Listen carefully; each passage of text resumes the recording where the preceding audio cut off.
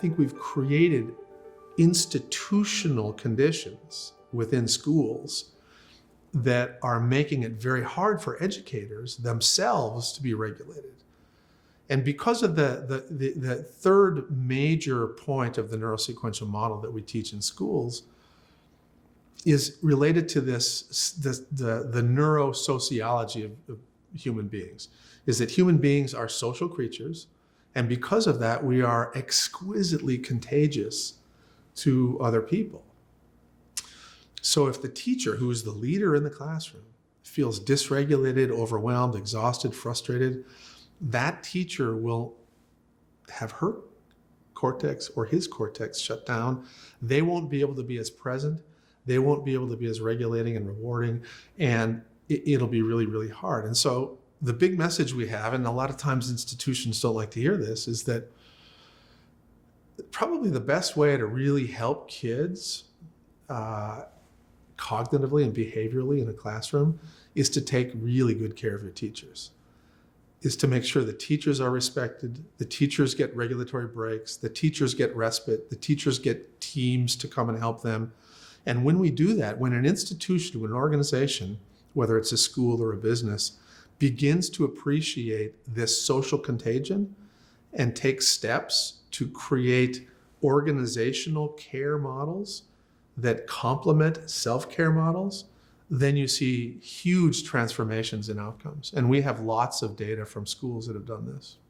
One of the most powerful tools that we have to regulate are what we call somatosensory activities. And basically rhythmic movement, rhythmic sound, rhythmic visual input.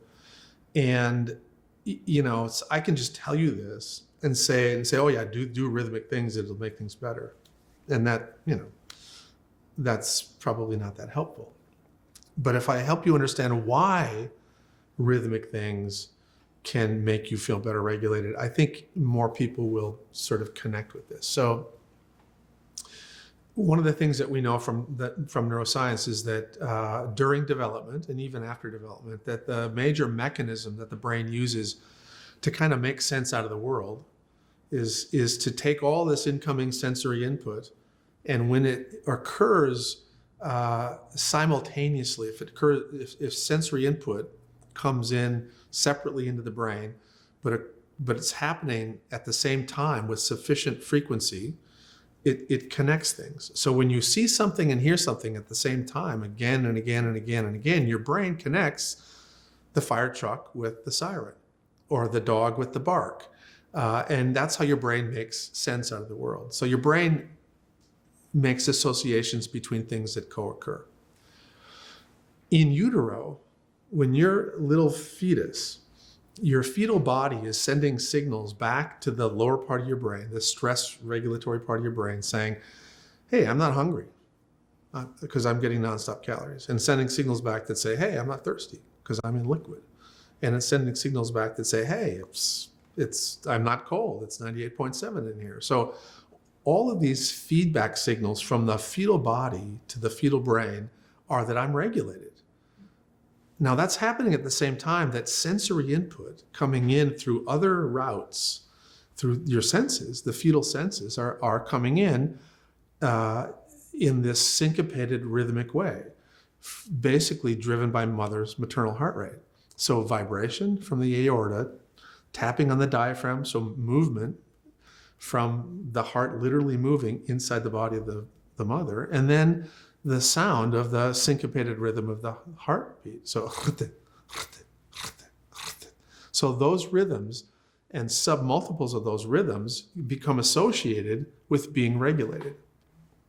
And so as you get older, after you're born, simply rocking a child at a frequency that's similar to maternal heart rate makes them feel safer and regulated, and so opens up their cortex and makes them open for business. A little boy whose bladder starting to get more and more full, and he's just learning how, he literally starts to rock himself while he plays Legos because he's feeling discomfort and I want to finish my Lego castle. But rocking has nothing to do with your bladder. It has to do with making the kid feel better regulated because he's getting signals that say, hey, I'm full. And so we do this all the time.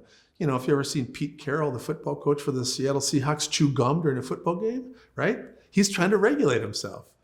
And we all do this. We all have some form of pattern, repetitive, rhythmic activity that makes us feel regulated. It could be walking, running, swimming, music, could be needlework, could be art. And different people are kind of different and develop different preferences. But as an educator, the great thing is that you can start using this in your classroom to take kids that might be dysregulated and start to make them feel more regulated. And so if you start your classroom with 4 minutes of pattern, repetitive, rhythmic activity, it could be breathing, it could be, you know, you do a little bilateral movement, it could be jumping jacks, it depends on the age of the child and so forth. You could use a little music, hip hop music if you're a little older. But if you start the class that way, more kids are going to be ready for business. And then if every 10, 15 minutes you have a little 2-minute somatosensory break, you can reset these kids who are starting to get dysregulated. And again, these are one of the things that we try to use in this neurosequential model is help educators figure out what kinds of regulatory tools using rhythm they can bring into their classroom. We have schools that we've worked with that have gone from 500 referrals for behavioral problems a month to 2 a month. And it really is because the school, the teachers understand what's underneath the behaviors. They learn how to co-regulate rather than co-dysregulate. So instead of stepping forward and raising their voice and wagging their finger, they learn to lower their voice, step back, give the child a little bit of time and space. And I know that sounds really very overly simplistic, but you could, just by doing that, you can decrease restraints and critical incidents in your setting by at least 30%.